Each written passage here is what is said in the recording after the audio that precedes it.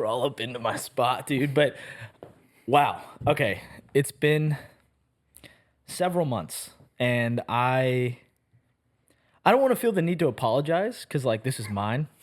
And like anyways, but it's been a long time since I posted a pod, and I felt no better obligation than to bring Will back because it's been a wild couple of months. April till now, August, has been crazy. So I've had a few of you, especially my close friends, that reached out and said, "Hey man, is the pod dead?" No, it's not dead. Just been going through some things, live stuff. But without further ado, welcome back to another episode of the pod with Hadyn Paszkiewicz.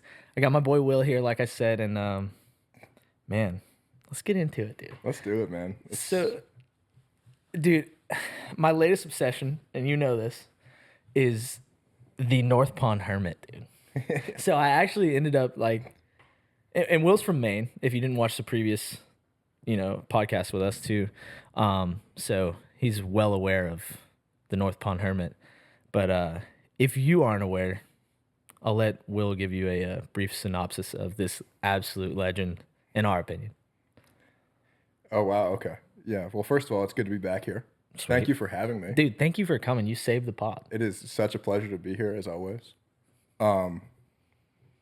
Yeah. North Pond Hermit. Let's get into it. This dude lived in the woods of Maine for, I think they said like 27 years. I actually have the book right there. You might not be able you bought the book? I bought the book, dude. Sick, dude. And they actually do a interview like with him. Okay. So I need to read it. Straight from the horse's mouth. Straight Okay. from the horse's mouth. He explains why he did what he did. The dude is a controversial figure in the state of Maine for a couple reasons. People, for overview, like he would, at some point in the 90s, this dude was basically like, fuck this, I'm done with society, don't want to be here anymore. He takes off into the woods of Maine, not to be seen from again for like another 30 years. He would break into people's camps around the area, around North Pond, and he would steal like propane tanks. He would steal like friggin' sweets and stuff. And he survived basically on that, living underneath like a tarp. Yeah. So I watched there's a documentary on YouTube. It's like 22, 25 minutes if any of you want to check it out. And Will actually showed me this documentary, but he, for a while, was an enigma. Like, they almost didn't know if he was real or not because no one ever caught him. And then they finally do start catching him with, like, secret cameras and stuff, and he didn't give a fuck. He just would keep breaking into these people's homes. And, like, the thing about him is it's a controversial thing because he was stealing, but he was only stealing food and propane, right? Which propane tanks are fucking expensive. Yeah. Like $60 for a brand new one. I think it's like 20 for a refill or something like that. And so you had mixed feelings about this guy. People like Will and I are like, dude, let him fucking rock out. I say that he's an absolute beast. Yeah, I think anyone who can survive in the woods, period, no matter where you're at. Mind you, Maine has harsh winters. Oh, excruciatingly long winters. Yeah. And if you can survive in the forest with no human contact for even a year, you're a gangster, dude. Yeah. And so the fact that he went 27 years living in the Maine woods is just commendable. Savage move. Yeah. And so one of the things I remember is like the last thing he remembered, like national news before he left, was Chernobyl. And so he was just like, fuck it, sent it, and went on, man. He did know about, so he would like steal People magazine. Yeah. And random like bits of like current news. So he like was vaguely familiar.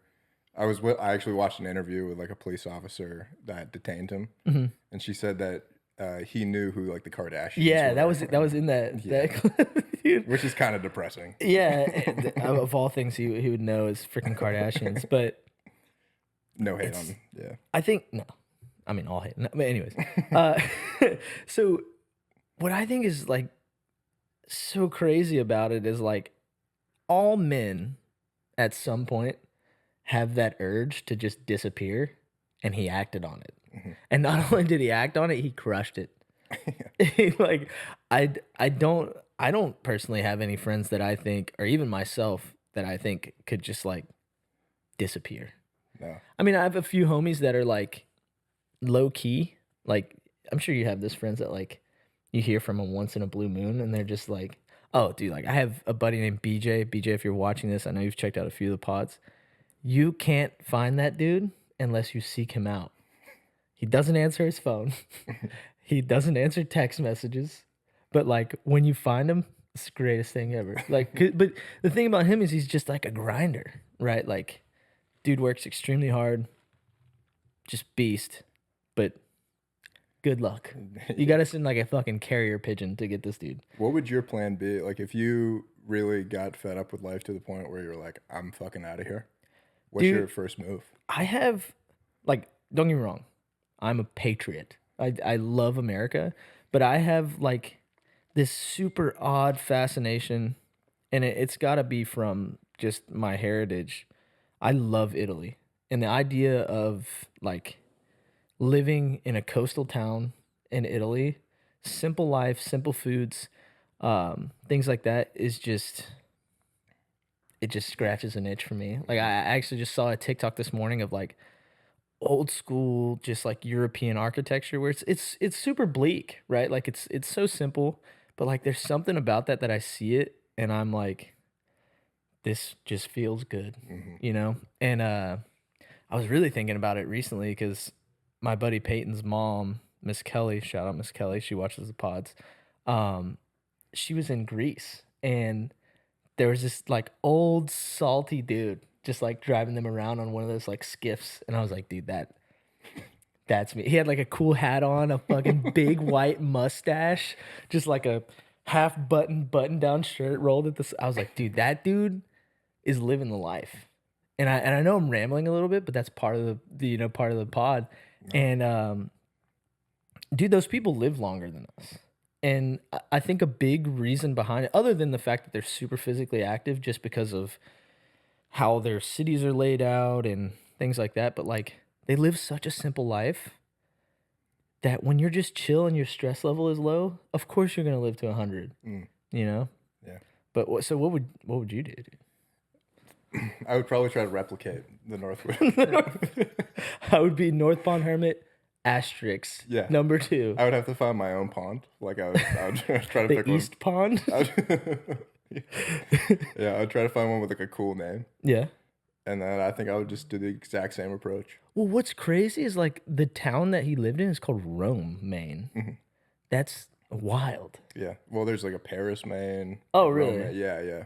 Dude, I need to go to Maine. You do, man. I like the more that I like learn about it. I mean, like obviously you're from there, so you hype it up, and then like I see things like that, and you see how beautiful Maine is, and I'm like, dude, I gotta go. You should. I've only like the only places I've been on the East Coast, other than like, everyone's been to Florida, stuff like that, but I've been to New York, New Jersey. That's about it, and that's like that doesn't do it for me. Bro, come to Maine. I'll give you a personal. I'll guide you the way. Let's do it, dude. We'll get lobster rolls. Oh, Yeah. Oh, clam bake. dude, I don't even think I've ever eaten a clam. No. No. Is that not a thing down here? No, I mean my wife loves like seafood pasta and stuff, so that'll have like clams or mussels in it. Yeah. But I don't know if I've ever consumed clam. Bro, I'll show you. I've consumed a certain kind of clam.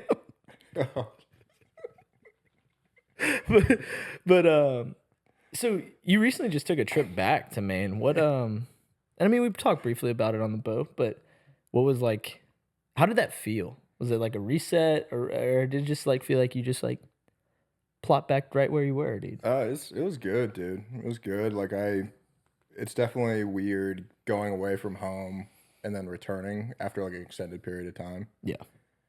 But you find like once you go back, it's weird at first because things are slightly different. Like there's I go downtown in my hometown and like there's a building that got knocked down. That's just like a empty plot. So things change and that's a little weird. But once you settle in, it's just like you never left kind of a deal. You feel at home. Yeah, for sure. And yeah, I just saw a ton of my homies, dude. Like reconnected with a bunch of different people. It's fucking awesome. What's your best mem of that 3-week trip? I had a couple of bachelor parties. Oh, a couple. Yeah. Well, like loosely, one was kind of, I guess, technically only one bachelor party. What'd y'all get into? I know you said you went to, was it New Hampshire? Vermont. Vermont. Yeah, I took a trip to Vermont. Dude. See, what's crazy is like the Southern mind can't comprehend that. You know, like I don't even know what those states are like. You know, like you can ask me anything about like the Southern states like Mississippi, Louisiana, Texas, Florida, whatever, and I'll be like, oh, I've been there. You know, like so I can feel what it's like. But like when someone says Vermont, my brain's just like it's the same for West Coast too. Like I've been in California, but other than that, like I've been in Colorado. Well, Colorado's more central, but my brain. So like, what's Vermont like? Vermont's beautiful. Vermont's like drop dead gorgeous. Yeah. Really? Yeah, yeah. It's a lot of trees, and then like a ton of mountains that like people go skiing on. Like there's a ton of little ski bum towns, which are Oh, fantastic. so it's like a ski town. Yeah, sort of. Some places. Okay. Yeah. I can only name one city there. Burlington's the only city I know, and we weren't even in Burlington. I don't remember the name of the town. The name. You know, it's just like it's similar to Maine, I guess, in climate, but it's yeah. If I would recommend it to people, especially if you're into like skiing or, you know, I think I got a few good lakes there if you like going on the water and shit. For sure, man. So you just recently crossed a huge milestone in your life. Not gonna leak like too much information for people to go find out what we do, but what's next, dude? Because not to jump before you answer your question, but like I'm really bad about. I think we talked about this on the last podcast. Whenever I cross a milestone or whenever I achieve a goal, I don't get to like bask in it. You know, like my brain immediately goes, okay, we did it. What do we do now? Like, so like at the moment, like what are you working on? Good question. Well, yeah. So I got my Chiefs license, Mm-hmm. and that's kind of The pinnacle. in our world. That's about as top as you can Yeah. get in my department. I don't know. I'm really working on it because I struggle with the exact same thing. Of like you get something done, and there's like maybe a couple days where like I fucking did it, and then it's just you return to normal. And I'm trying to like take time and actually appreciate all the effort I put into getting it, and the road that I got here with. But in terms of what's next, I don't know. I don't really know.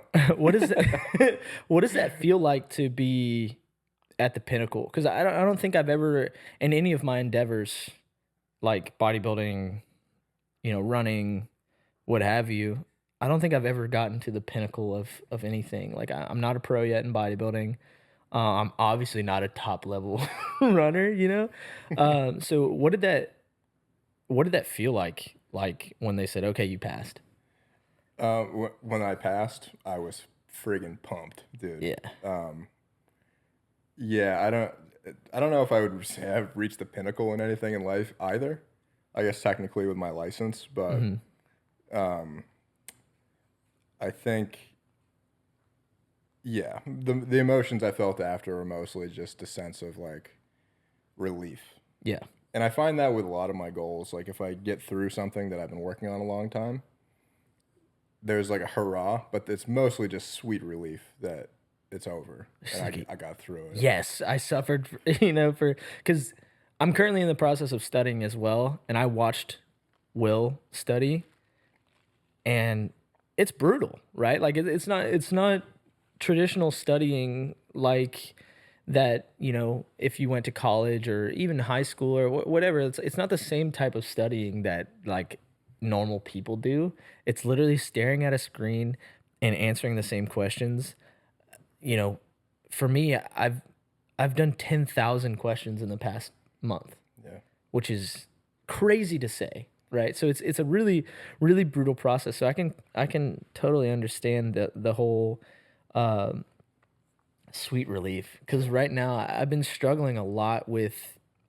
Yeah, I just talked to my dad about it. I feel like I'm not learning it, right? And I almost feel like I regressed a little bit, which I'm totally in my head. I retain information really really well, especially useless information.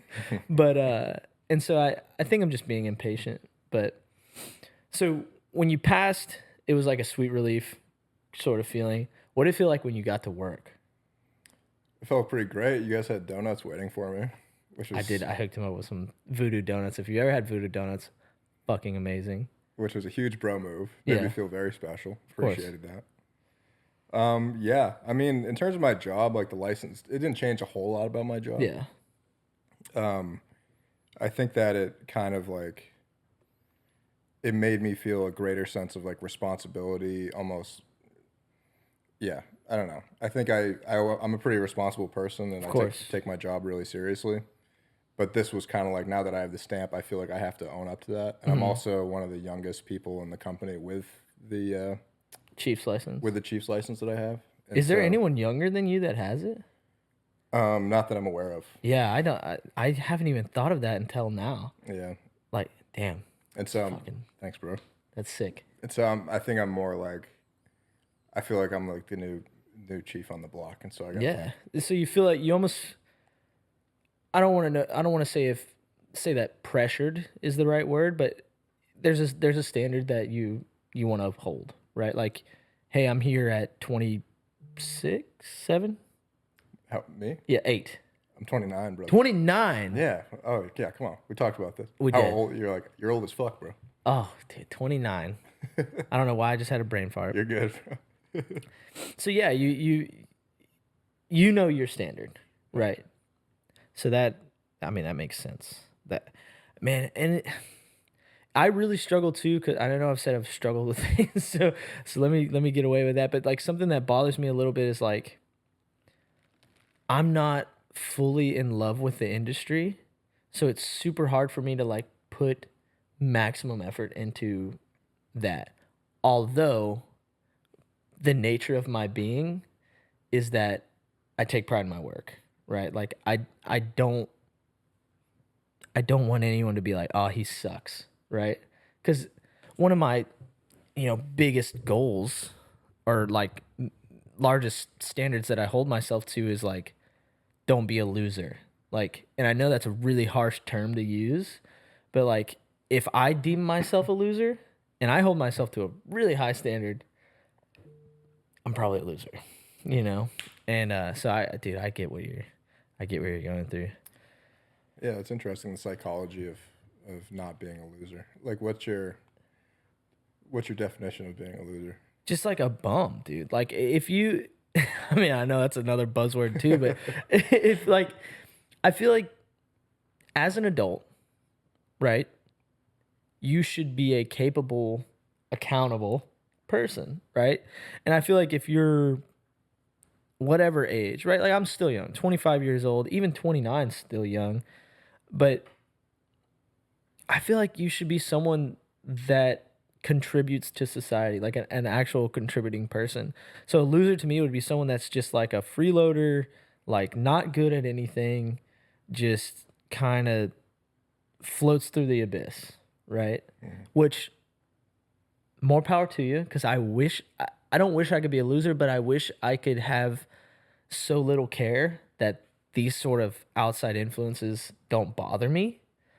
But yeah, that's, you know, for lack of to get a little deep, someone in my family extremely close to me is 50 plus years old and is my definition of a loser. And like just thinking about being that old and not knowing if you could pay for your next meal. That's another, like, I'm at a point now where like I'm not rich, but like, dude, I don't have to, like, we took my little sister to dinner last night and like I don't even look at the check, dude. Like but and there was a time when I was younger that I had to. I was like, oh fuck, that's $100 dinner. Like, whoa, like now it's like I'm in a position where I don't have to think about that stuff, and I only want to keep progressing, right? And success is not a linear thing by any means. Like there's gonna be times where you regress. That's just how life works.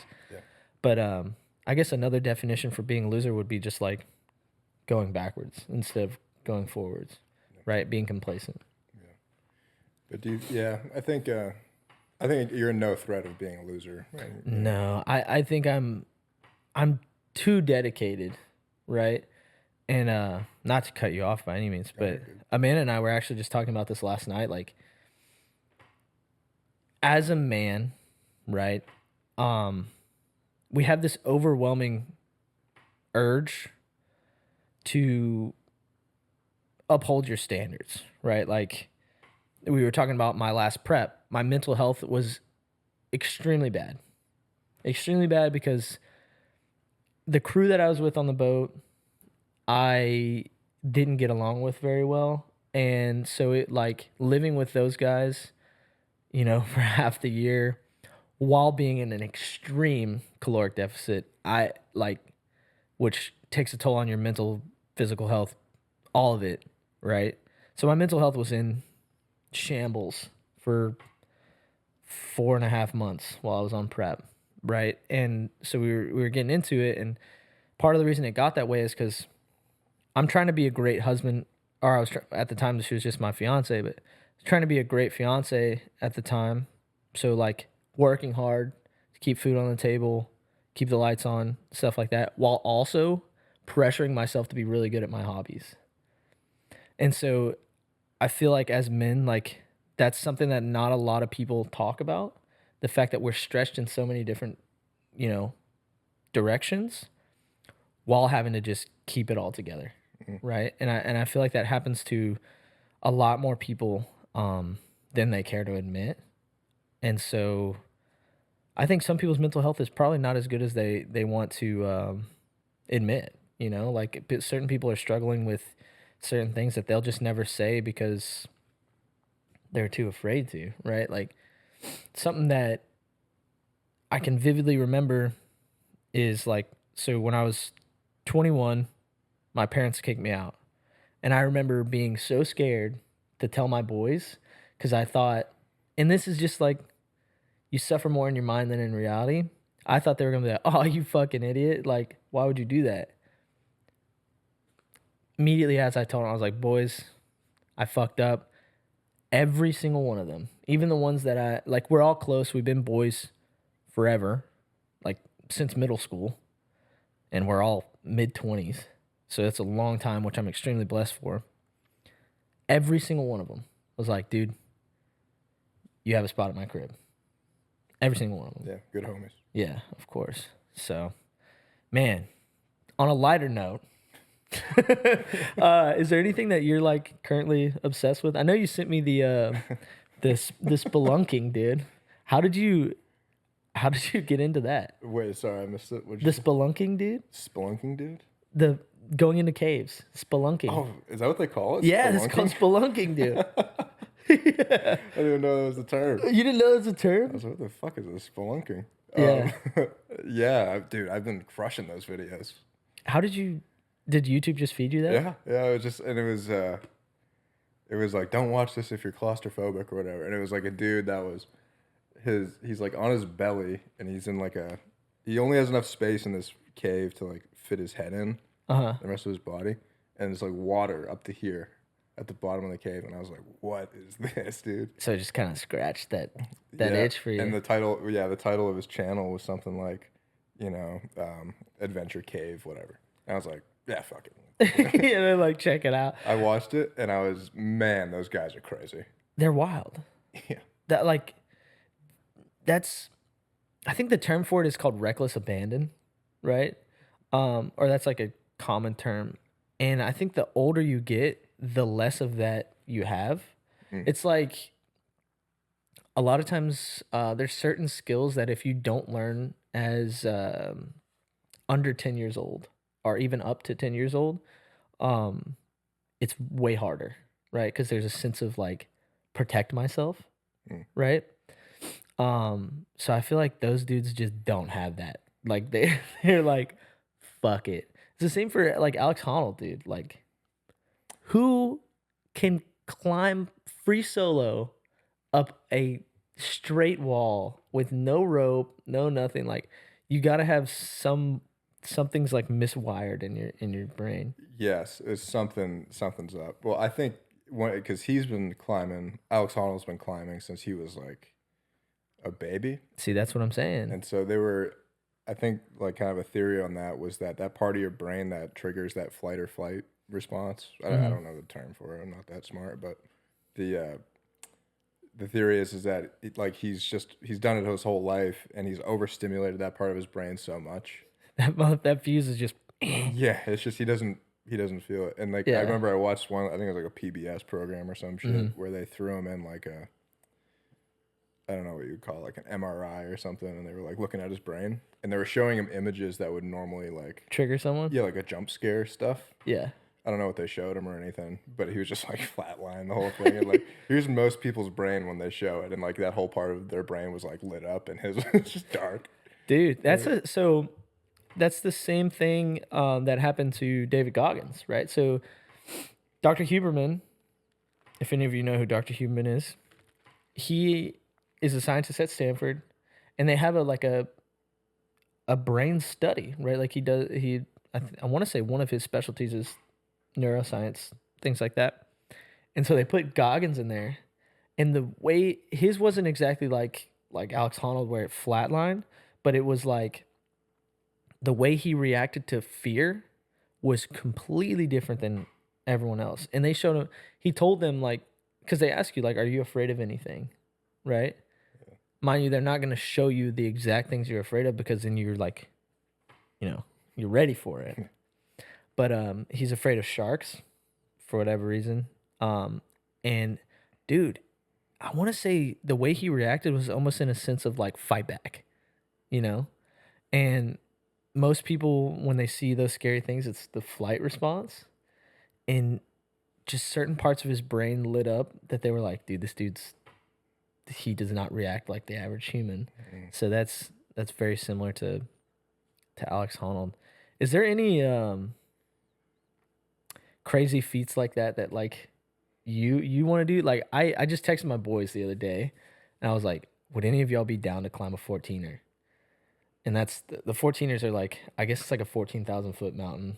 Oh wow. They have a bunch of them in Colorado, and I was like, let's fucking do it. And I don't know why, but I've just been having that urge. And me and altitude are not homies. So are there any like crazy things like that like you have a desire to do, or Dude, growing up, you know what I always wanted to do? what? I wanted to do.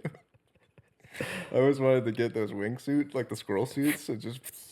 Dude, I think I wanted to do that too, but I'm so afraid of heights, which is crazy. As I just said 2 seconds ago, I want to climb. You've never been skydiving, right? No, I won't. You went skydiving though. Yeah, one time. What does that feel like? Like my buddy Nick, he's been several times and he fucking loves it. But like, what's the best way to describe it? Like when you jumped out of the plane? It's man, it is not scary until they open up the door of the plane. And you put your legs out over the side of the plane, and the wind, once you feel the wind, Is it like, ripping? you go, oh my God. Yeah. It is really cold, like at altitude. I think I was only at like 10,000 feet or something. But it's cold as hell. It's super loud, very windy. And then you can see, I got a video of it. You can see pure fear in my face. Like So you were scared? When I was, I felt fear. I pushed it Okay. down, but I wasn't too scared to go for it. But the dude, there's a dude strapped to your, Yeah. And you have a backup chute too. Like, You're I don't think, and I'd be interested to know like how often skydiving accidents happen. I think they're pretty rare now. Yeah, they gotta be, man. Like, I wonder if that's one of those things that like, just like with any other technology, it gets better with time, or is it something that's just like still so primitive that like, I think here they, you go. I think they got it figured out. I Yeah. really do. I think that it's like quite rare. I think it's rare for them to even pull their their backup Their chute. E-chute, yeah. Dude, man, I already don't like planes. Like, I get anxiety every single time that I get on a plane, and I just don't think that I could, like, whoop, jump out of one. And mind you, like you said, you're strapped in with a dude on your back. But Do you dude, think subjecting yourself to that fear would? I was thinking about that earlier when we were talking about it. That's something that I do really often, and I don't know if it's super healthy, but oftentimes if I'm scared of something or nervous about something, I'll wait till it gets to the point where I have to do it. Right? Like, you're not gonna, your legs are hanging out the plane. You're not gonna go, no, I'm not gonna do it. Like, so I think if I got to that point, if I'm actually in the plane, I'm jumping out. Yeah. Right? Right. The problem is getting me in that plane. And yeah, man. It's We should go. They have a ton of indoor ones. yeah, my oh yeah, iFly? Yeah. Dude, iFly is sick. We went there when talking about Nick again. A lot of Nick mentions in this pod, but What's up, Nick? Nick's birthday, I think we might have been 15 or 16 years old, maybe. We went to one in Austin, like long time ago. So this is when I was like fucking pipsqueak, dude. Tiny. Dude, I swear I was touching the top of that bitch. I was 0 G's, brother. What's up there, dude? What's at the top? I think it's just like a dome, but I was like way up because I had to be no more than 150 pounds at the time. Like maybe 145 bones. And dude, I was floating. But man. You like that scene in Willy Wonka? You seen Yeah. the old No. school Oh, Willy dude. Wonka? Exactly how I felt. But man, so you watch a lot of documentaries. I actually meant to text you the other night because I had some free time for once, and I was wanting to watch a documentary. What are the current type of documentaries that you're watching? Like what's intriguing you at the moment? Dude, it's such an old man thing to say, but I've been cranking like a ton of World War II, just stuff like that, and then stuff on stuff on like the JFK assassination. Yeah. So, with that being said, do you think it was an inside job? Yeah, I'm pretty convinced. Learn me something about it. What I know vaguely they've and me and Bird talked about this using the term they is like a very small-minded term, but I know they, for lack of a better term, have pretty much said, yeah, the CIA did it. Yeah, I mean they still haven't released like 5,000 documents from the CIA. It's funny. I just feel it's so funny talking about this on a podcast. So I need my tinfoil hat, but Yeah, like, dude. We can yeah, make one real quick. yeah, fucking basically, yeah. It's just hella suspect, and they had a lot of. He was big on not getting into wars and stuff. Like he was, I think it was Kucherev or something, whoever the head of the Soviet Union was at that time. There were, it was like actively, in the Cold War with the Soviet Union before they dissolved. And he, like, instead of instigating more stuff, he created a correspondence between the two. So, like, they would send letters directly to one another and understood what was at stake, which was, like, nuclear war. Yeah. And Kind of like right now. And so, like, his cabinet would basically like encourage him, like, well, okay, well, if we did launch nukes, like 100 million people would die over there, 50 would die over here, but we would be like whatever, we'd be. But there'd be no communism. Yeah, and it would be the sole superpower or whatever. And then the whole Cuba situation, like, it's so amusing I'm talking about this, but like, No, this is cool as fuck. Cuba situation was like Fidel Castro was running the show down in Cuba. Yeah. And they were creating an alliance with the USSR, And the CIA during that time, after World War II, basically, they were super involved with like they would call it like black ops. Like basically, they began their long history of overthrowing heads of state in other countries, and they were trying to do the same thing in Cuba. And Oh, so dude. it led to like the Bay of Pigs situation, which led to JFK firing the head of the CIA. And then he's all about peace talks. He's like associating with communists. He's got beef with the CIA already. And so I think there was a lot of motives there. That's what I'll say about Yeah. that. Dude, speaking of like Cuba, Bay of Pigs, have you ever looked into like the different ways that they try to assassinate Fidel Castro? Yeah, yeah. a Dude, they couple did some crazy shit. Like one of them was like a pen with like poison ink. Man, they like some goofy ass methods, and they all fucking failed. But another thing about Castro is, have you ever heard the conspiracy theory that Castro is actually Trudeau's father? No, I haven't heard Dude, that. so if you know who Trudeau is, Yeah, the prime Canadian guy, right? yeah. If you put a picture of Trudeau next to a picture of Castro at the same age, There's a resemblance? huge. Really? Yeah. And so there's weight to this, right? Trudeau's parents had a really, really weird relationship with Castro. Like they would go to Cuba often and hang out, and it was like this weird, like, I don't think they ever announced that it was like a love triangle type deal, but like they were there often, and it adds up. So that's a crazy one. But Dang. speaking of like weird government type things, like we obviously just had that. I won't use that word because it'll take my YouTube video down. But we had an attempt on Trump. Anyways, I learned this morning that there was a Pakistani male who is on our terroristic threat list, flew from Pakistan to Tehran, Iran, stayed there for 4 days, flew into Houston. They detained him by whatever means. They let him out of detainment.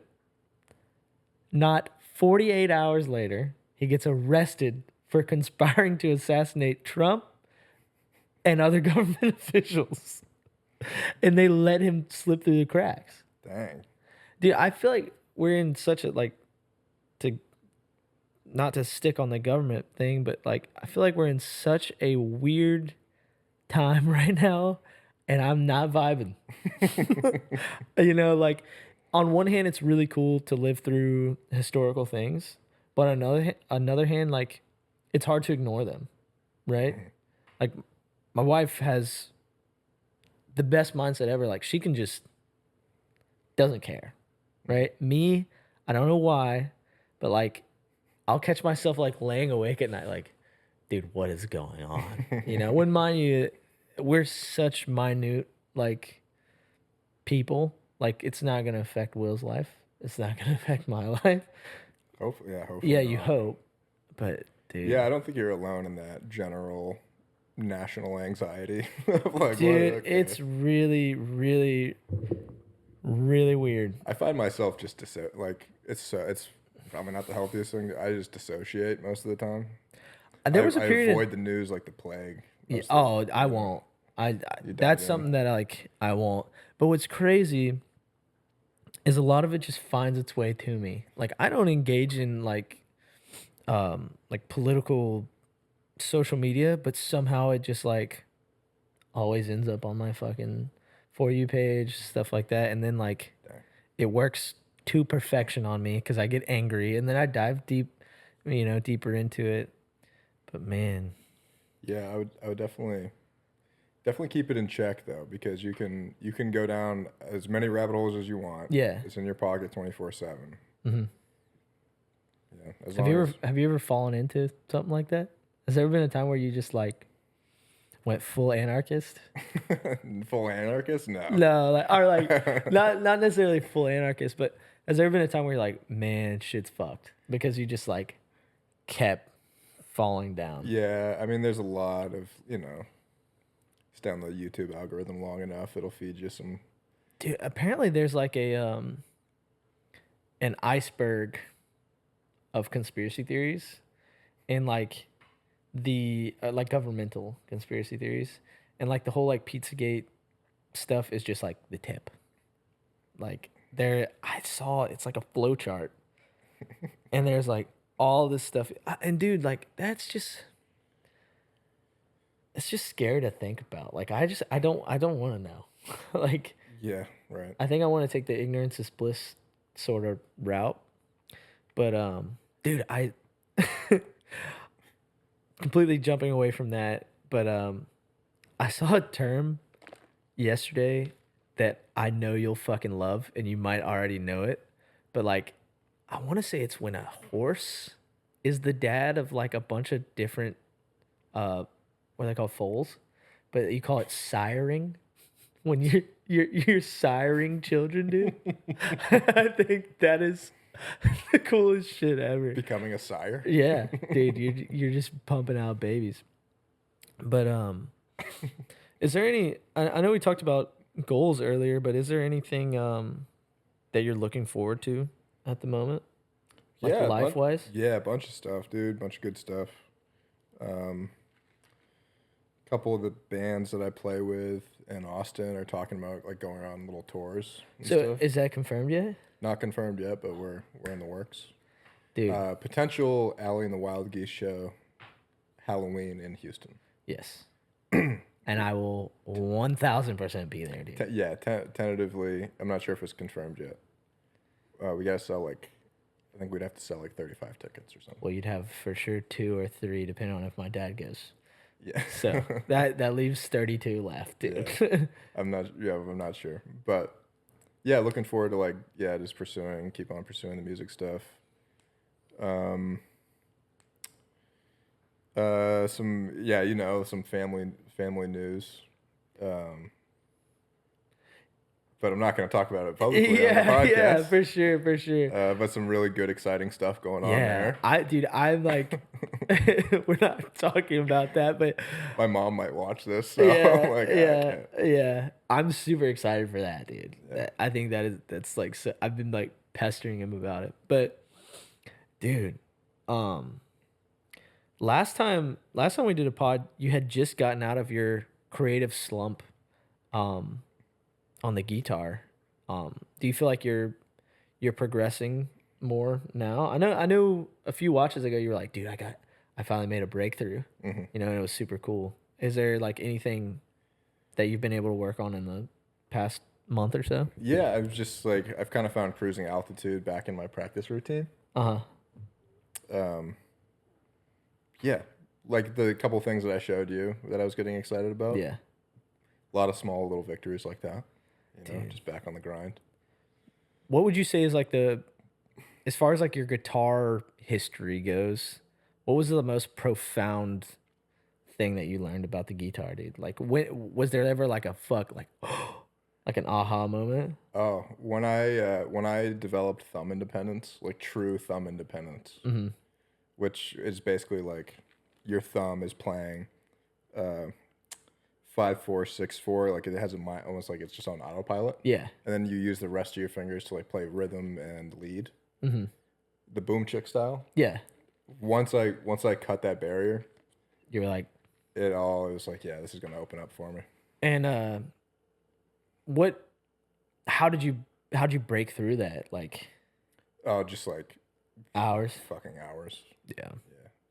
Short answer. That's what I always relate everything back to fitness because that's just my background. But Bronson and I were talking yesterday because he's been hammered in the gym. Shout out Bronson. Shout out. And we were talking about cardio, right?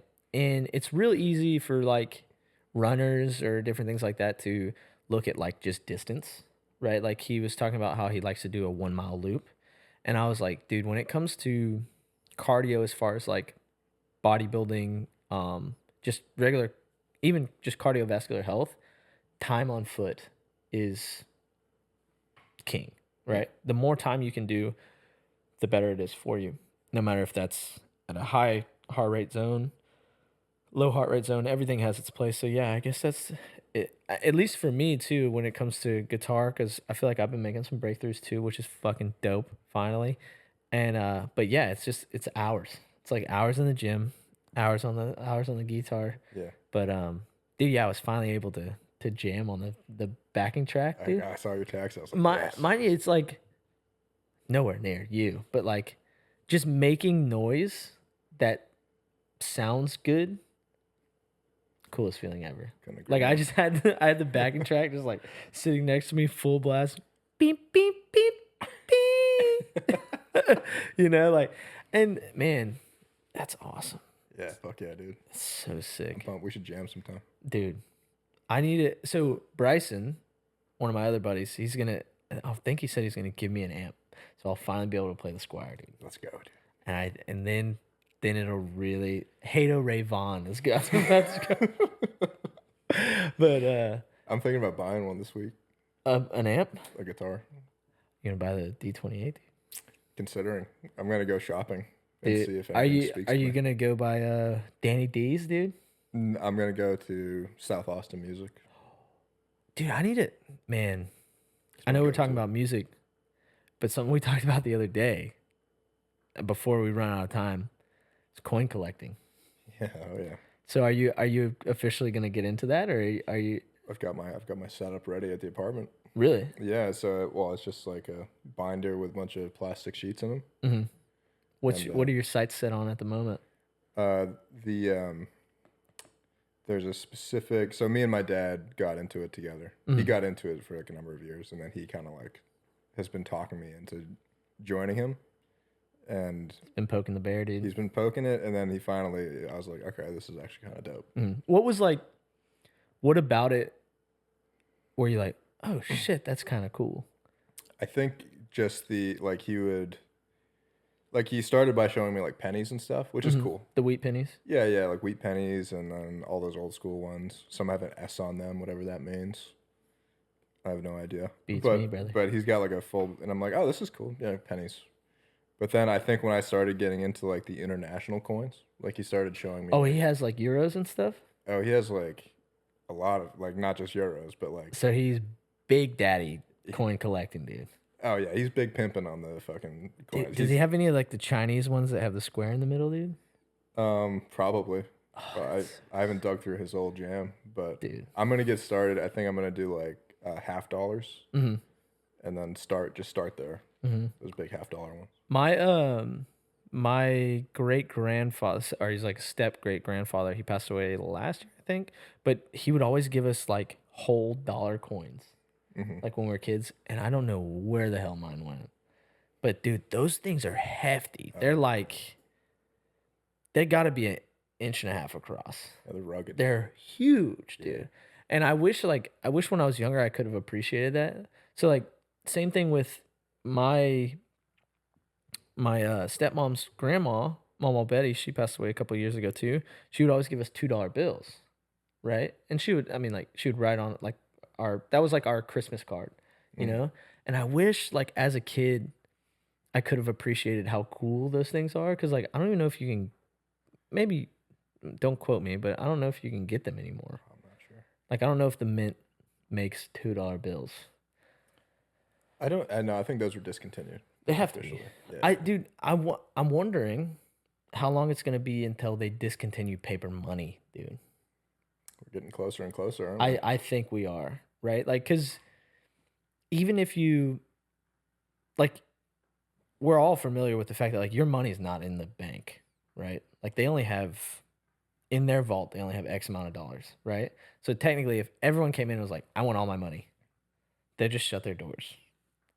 So with that being said, like, how far away are we from like not having paper money? I think we're very close to just walking into a store, grabbing your shit, walking out, and they just charge you automatically. Dude, they have that at the Astros games. Yeah, yeah. That shit is how does that work? Dude, I have no idea. That's amazing. Because I know it has to be some sort of like RFID, right? Well, because you scan your card like right now, it has the little I don't know when the last time you went to a Nationals game, which we beat your team last night, by the way. I'm just gonna slide that in. But you scan your card or swipe, chip, whatever when you walk in. But how the fuck does it know what you took? You know, I have no idea. Didn't they bust like? a team of Indians. Was that what it was? Yeah, like they were just had like hundreds of people just watching people shop, right? Yeah. And then like they would just like, okay, he grabbed. And I it didn't for free. stereotypically say Indians. Like it was literally like almost like a call center They were, type. like in. They were Indians. Okay. And it was like they just like what you said, like they were watching everyone. So it wasn't as cool as what it seemed, right? Damn, I hadn't thought about that until now. But dude, if what at the moment, like what is the most like what do you want to see happen as far as like profound inventions? Profound inventions. That's a really good question. While I think about it, can you name like 3 of your favorite inventions? 3 of my favorite inventions? Yeah, that currently exist. I think okay, I'm at a crossroads with electric vehicles, right? Um I think when they first came out they were super um monumental for lack of a better term. Cuz they were pushing boundaries, right? I think the more commercialized they got, the worse they got, but that's definitely one of my favorite inventions. The fact that you can run a car on just like a giant ass battery and it have crazy speed and crazy power, that's cool. Um, I'm a real big man. I'm a real big fan of e-bikes. Um, Another thing like that, like if anything that has to do with technology where you can make something go fast, just scratches an itch for me. So like e-bikes, stuff like that. Like a big one when I was a kid, you might remember this. It was called a boosted board. It was a longboard, but it had motors in the forward and aft wheel bases. And dude, it had regenerative charging, right? So like if you weren't on the throttle and it was just rolling, it would charge itself, Wow. which is fucking sick. I think that's one of my favorite things. Teslas have that too. Like so if you're in like San Diego or whichever one has the like big, that picture, the big ass hill. Like if you're braking while you're rolling down, it's charging. Yeah, I think it's regenerative braking. Yeah. That's what that's called. Regenerative braking. And what would be a final favorite invention of mine? Man, I think AI gets a crazy, crazy rap. Um, but I think it can be used for good in certain ways. Like I think anytime that you need to simplify a business, right? Like simple tasks that are annoyances, for lack of a better term, like crunching numbers, like a calculator, right? Or even like an Excel sheet.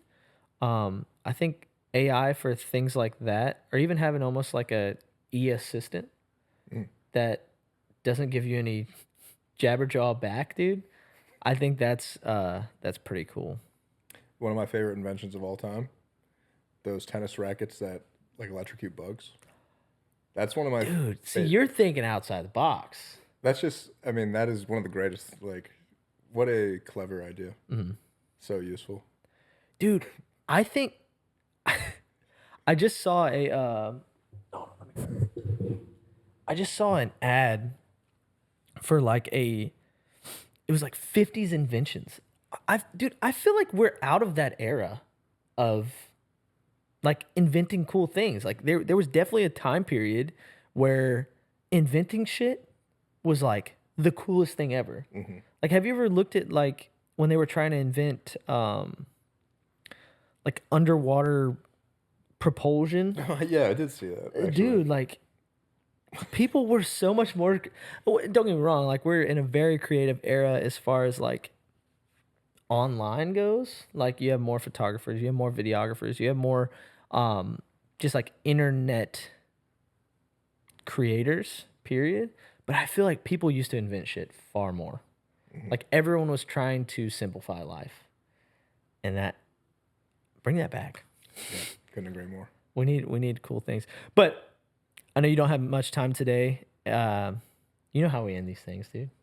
So if you could leave the audience with anything, statement, good, bad, funny, sad, what would it be, brother? I would say just be good to yourself and be good to others. It's the easiest way to put it. Great way to think. I just want to say thank you again, Will, for coming out. You definitely did not have to stop here. I can't tell you guys enough. This guy has been the biggest proponent for keeping the pod alive, and couldn't thank him more. And I just want to say thank you guys for sticking around as long as you have. And to all of you that thought the pod might not come back, we're back, boys. So I'll catch you guys in the next one. Peace.